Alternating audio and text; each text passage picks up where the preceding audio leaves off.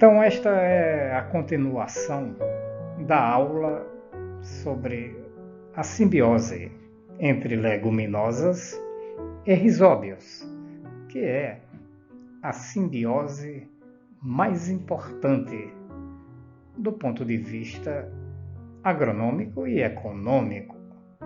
Estamos explicando para vocês como se dá o estabelecimento da simbiose. Então, nós estávamos falando que as plantas produzem e excretam substâncias que vão induzir genes de nodulação, os genes NOD. E esta tabela, obtida de Moreira e Siqueira, 2002, mostra os flavonoides indutores desses genes, que foram obtidos de leguminosas sob condições estéreis. É uma apresentação parcial. Quem quiser maiores detalhes, aliás, eu recomendo que vejam a tabela na íntegra nesta fonte. Então, aqui nessa coluna nós temos as leguminosas e as bactérias.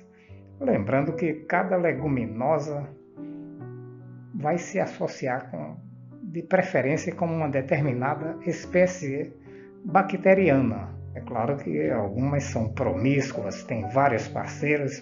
Isso a gente vai comentar posteriormente. Mas nesse caso aqui a gente tem as simbioses mais específicas, como esta entre a Medicago sativa, que é a alfafa, que faz simbiose com Rhizobium melanoilote.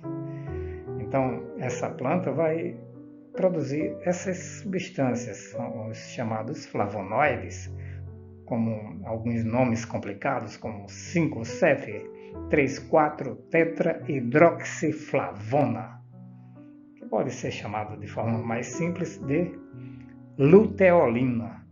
Foi obtido do extrato das sementes dessas plantas. A 7,4-dihidroxiflavonona, o criseriol, também de extratos, aliás, exudato de semente. E a 4,4-dihidroxi-2-metoxichalcona, a hemichalcona, obtida do exudato das raízes, no caso de Medicago sativa. Temos também a simbiose entre Pisum sativum, que é a ervilha, com a bactéria Rhizobium leguminosarum biovar viciae. Então, foi obtida esta substância, este flavonoide, o 5,7,3,4-tetrahidroxiflavonona, conhecido como apigenina, de exudatos de raízes de ervilha. E a famosa simbiose entre Glycinimax, que é a soja, e a bactéria Bradyrhizobium japonicum. Então foi obtida essa substância, o 7,4-dihidroxiisoflavona, conhecida como didezeína, e foi obtida de extratos de sementes e de plântulas, no caso de soja. E a simbiose entre o feijão comum, o Phaseolus vulgaris, e a bactéria chamada Rhizobium leguminosarum biovar phaseoli. Foram obtidas essas substâncias, como delfinídea, que é esta primeira. A segunda é o tetrahidroxiflavil, a cianidina. Ambas foram obtidas de exudatos de sementes. E essa outra, trihidroxiflavona, a naringenina, de exudatos de raízes. Então, todos esses flavonoides são indutores de genes NOD. No caso, vão induzir a nodulação nas raízes das plantas para alojar, é claro, dentro dos nódulos, essas bactérias. Aqui uma representação dessas substâncias, no caso, obtido aqui essas imagens do livro de Madigan, que é a Microbiologia de Brock, a edição de 2010. Então, estruturas de moléculas flavonoides, nesse caso, na letra A, ela é indutora dos genes NOD. E nesse caso, na letra B, a inibidora da expressão do gene NOD em Rhizobium leguminosarum biovar viciae, que é, no caso, a bactéria. Então, a denominação comum dessa substância, no caso aqui, nós já vimos na tabela, essa aqui é a luteolina, a 5,7,3,4 tetrahidroxiflavonona.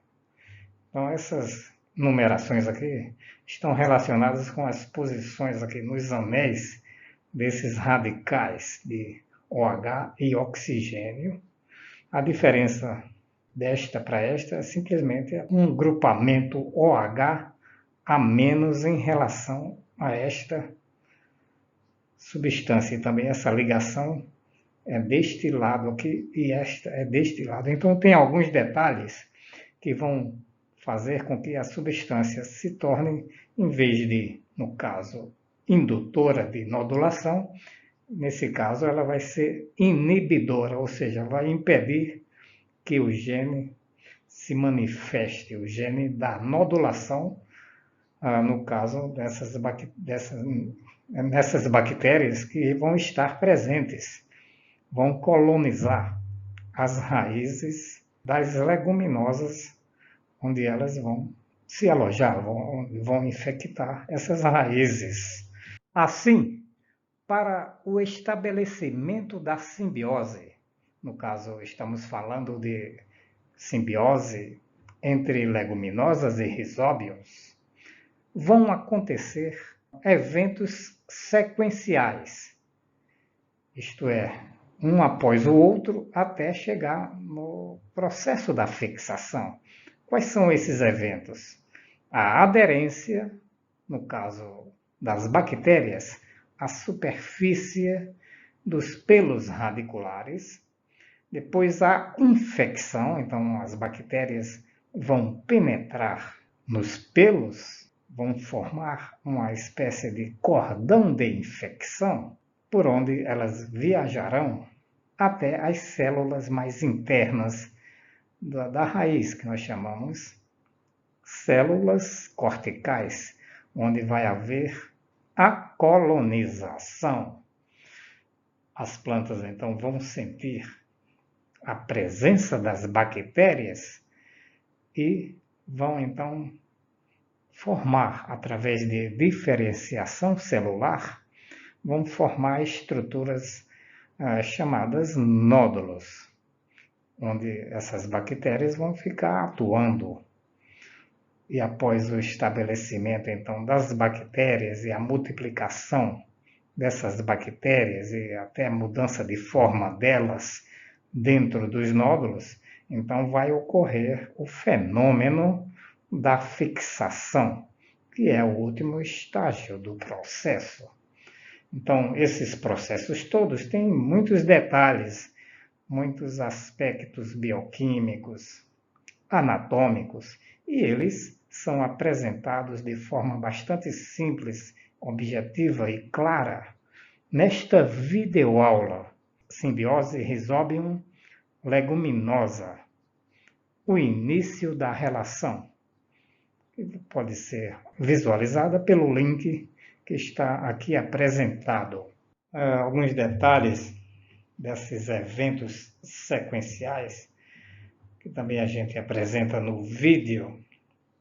Então aqui a representação de uma bactéria, no caso que faz simbiose com a leguminosa chamada trevo, a bactéria Rhizobium leguminosarum biovar trifolii. Então ela vai aderir aqui na superfície do pelo radicular, na parede. Lembrando que o pelo radicular é uma célula diferenciada da epiderme, uma célula epidérmica que assumiu características específicas, diferentes das células normais da raiz. Então, os pelos vão apresentar algumas características que vão permitir a aderência das bactérias. Tanto as bactérias quanto as raízes vão trocar substâncias, digamos assim. Caso a planta vai produzir as lecitinas, nós já falamos sobre isso nos slides precedentes, que vão atrair as bactérias e vão permitir essa aderência. Então, vai haver também produção de antígenos com reatividade cruzada, permitindo então o reconhecimento mútuo das duas espécies, no caso a planta e a bactéria. E aqui nós apresentamos em mais detalhes algumas lecitinas de seletividade de ligação de bactérias às superfícies de plantas, de raízes de plantas leguminosas, então, ou de outras plantas. No caso, a lecitina da ervilha, a seletividade de ligação através das substâncias mannose e glicose. Então, foram obtidas essas substâncias a partir de sementes e raízes de Pisum sativum, no caso, a ervilha. Então, outras plantas que não são leguminosas também produzem essas lecitinas, como a batata. Foi obtida, então, essa substância oligosacarídeos de N-acetil-delta-glucosamina em tubérculos de batata. No caso, outra leguminosa, a soja, vamos ter essa substância, o N-acetil-delta-ogalactosamina, que foi obtida de sementes e raízes de soja. E a trifoliina A, essa substância obtida dessa espécie Trifolium repens, nas raízes e sementes.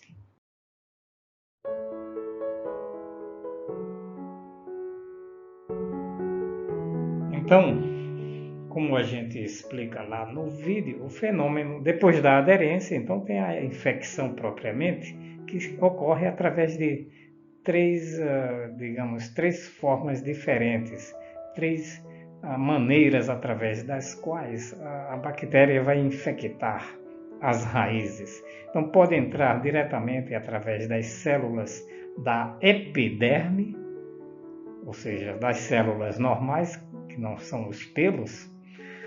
Podem entrar também de forma mais facilitada por meio de injúrias ou feridas que acontecem nas raízes quando elas estão crescendo, então elas entram em atrito com partículas do solo, podem surgir feridas ou aberturas naturais aí nas células por onde entram as bactérias. Ou, como é mais comum, através dos pelos radiculares, que a gente mostra com bastante precisão através dessa figura do Moreira e Siqueira e do livro de Martiner. Então, essas duas figuras são exploradas aí no nosso vídeo, onde a gente mostra com mais detalhes esse processo de infecção que acontece nos pelos radiculares.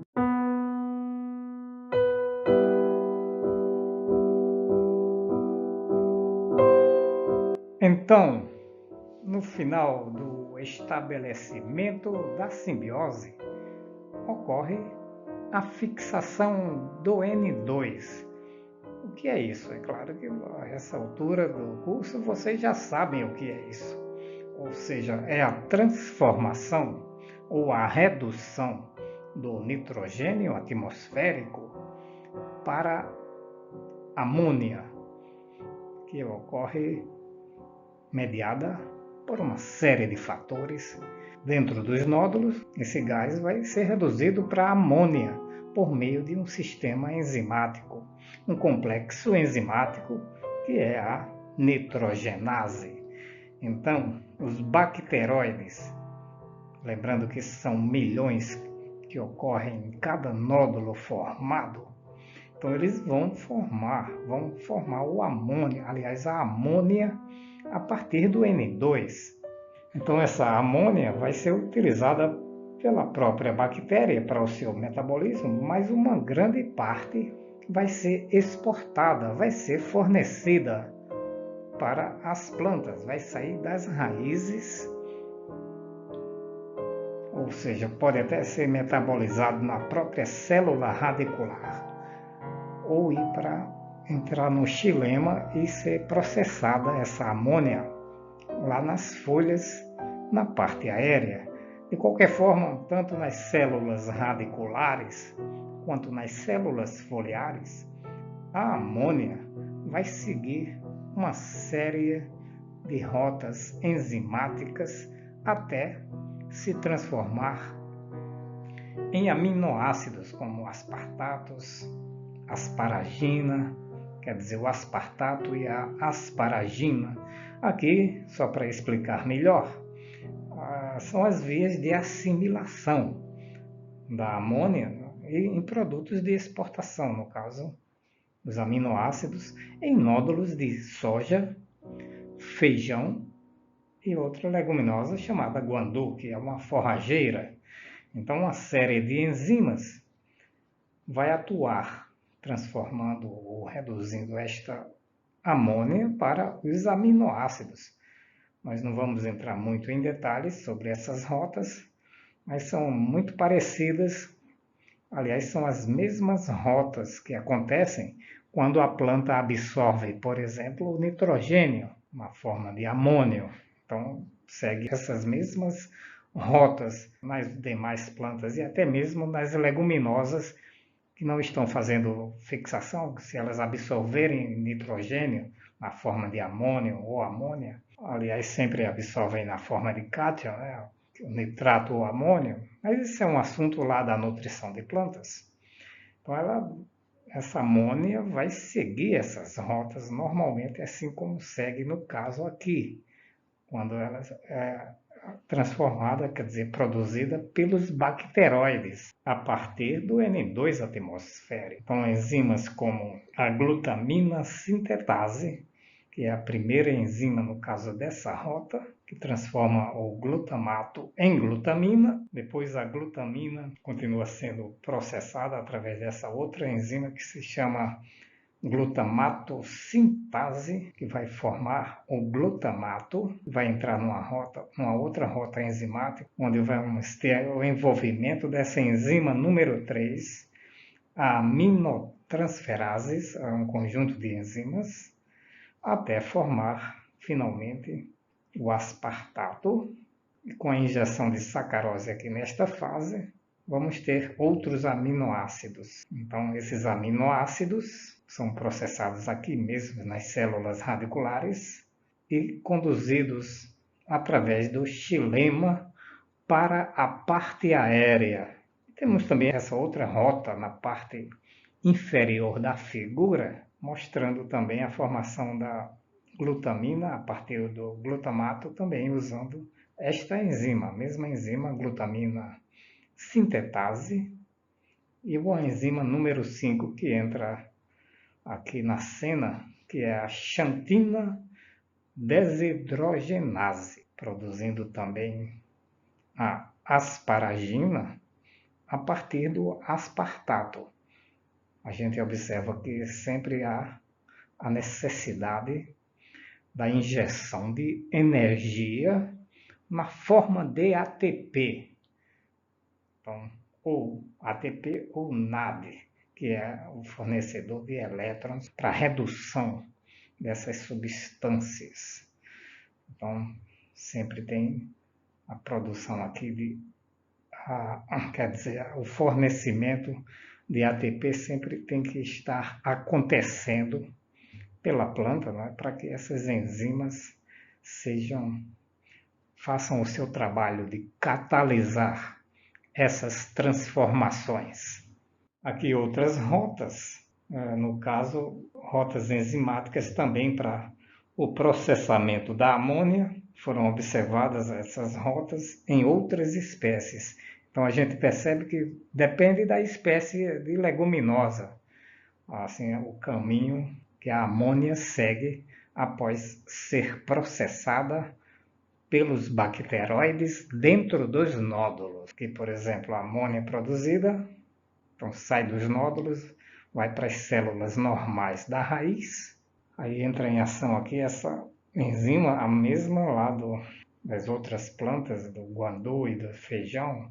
Aqui no caso em nódulos de lupinos, ervilha, trevo, alfafa e amendoim. Então aqui também vamos ter o envolvimento, a ação da enzima número 1, que é a glutamina sintetase, vai transformar o glutamato em glutamina, usando ATP. Então essa glutamina vai continuar sendo processada através dessa outra enzima, que é a glutamato sintase. Veja que até aqui usa as mesmas enzimas das outras plantas. Também recebendo elétrons desse doador, o NADH, com a injeção de oxoglutarato, até formar novamente o glutamato, que vai ser atacado por esta enzima 3, que é a aspartato aminotransferase. Vai produzir um pool, um coquetel de aminoácidos, glicina, aspartato e esse outro aqui. E esses aminoácidos então vão ser transportados, quer dizer, vão sair das células através de estruturas nas membranas, ou carregadores ou transportadores, elas vão sair e vão então migrar até o xilema, onde esses aminoácidos vão então ser transferidos, ou transportados, o transporte de longa distância para as folhas, para a parte aérea. Então tem essa vertente aqui também, onde esses aminoácidos continuam sendo transformados, entram em ação outras enzimas, como a número 4, que são as transferases, e a número 5, que é a asparagina sintetase, até formar o ácido úrico. Aqui o número 6 não tem dizendo aqui, mas lá no livro deve ter, então vai formar a lantoína e nossa sequência com essa outra substância número 7, até formar o ácido alantóico. Então essas substâncias, tanto a lantoína quanto o ácido alantóico, vão ser também transportados até os vasos do xilema, sendo então conduzido pela corrente transpiratória até a parte aérea.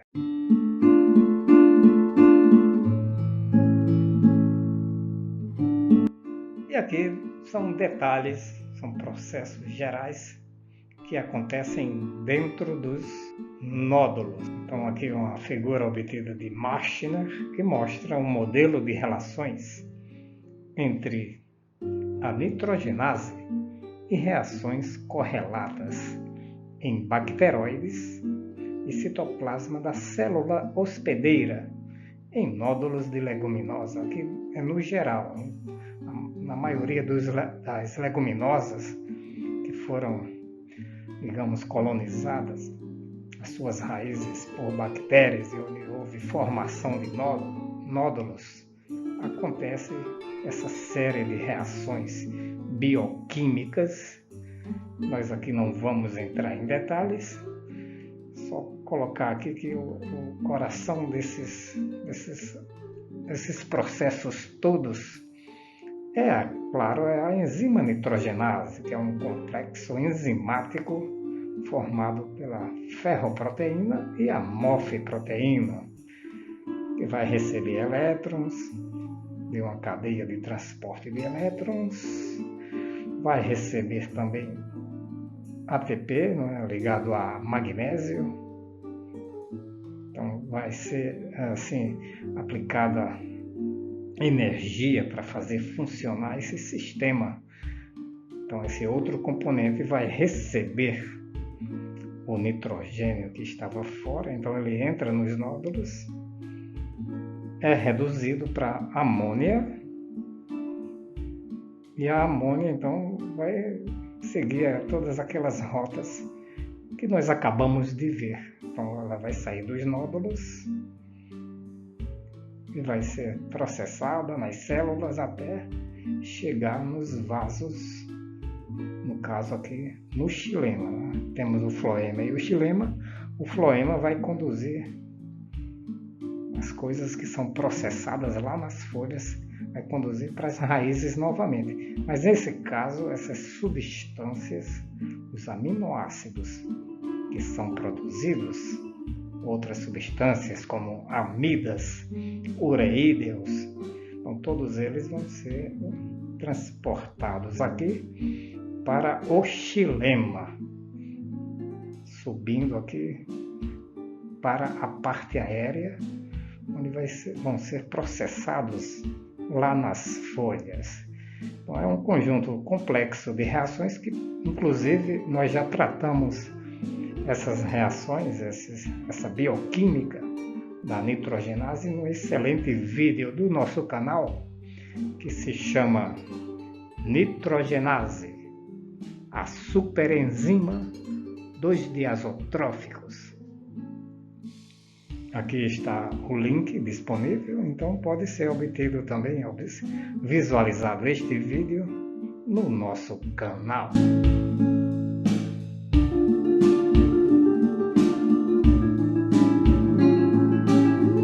Aqui outro detalhe do funcionamento dos bacteroides.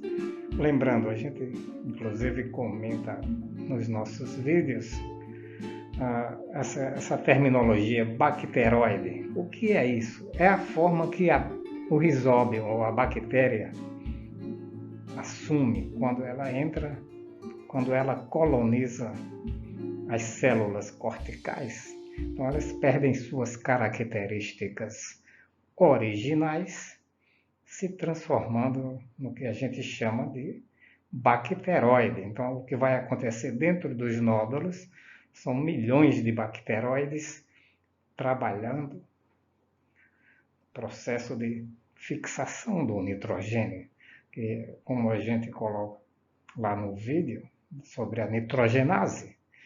Então, o funcionamento dessa fixação está intimamente relacionado com a ocorrência da fotossíntese, lá nas folhas, que mandam os açúcares e outros produtos para alimentar esse sistema, formar ATP, formar elétrons, etc., que vão fazer funcionar a nitrogenase, que vai transformar o N2 em NH3.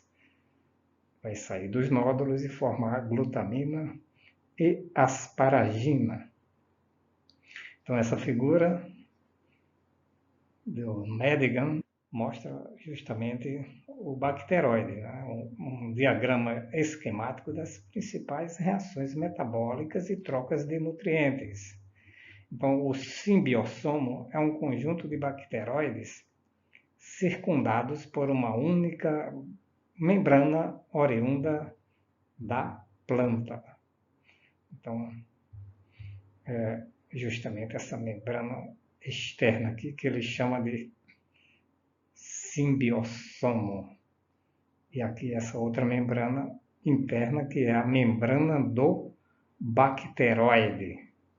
E a gente chama a atenção aqui para a presença dessa proteína chamada leghemoglobina, que está justamente nesta membrana mais externa. Então essa leghemoglobina evita que o oxigênio penetre no bacteroide, porque é aqui que está funcionando a nitrogenase. Se a nitrogenase entrar em contato, quer dizer, se o oxigênio que estava aqui fora entrar em contato com a nitrogenase, ela vai ser desativada. Então, essa leg-hemoglobina, que é uma proteína portadora de ferro de cor vermelha, os nódulos são vermelhos por causa dessa leg-hemoglobina que é produzida em abundância aqui dentro dos nódulos para justamente capturar o oxigênio. Então vejam que o oxigênio fica ligado à leg-hemoglobina e ele então não entra em contato com a nitrogenase, permitindo então o pleno funcionamento da enzima.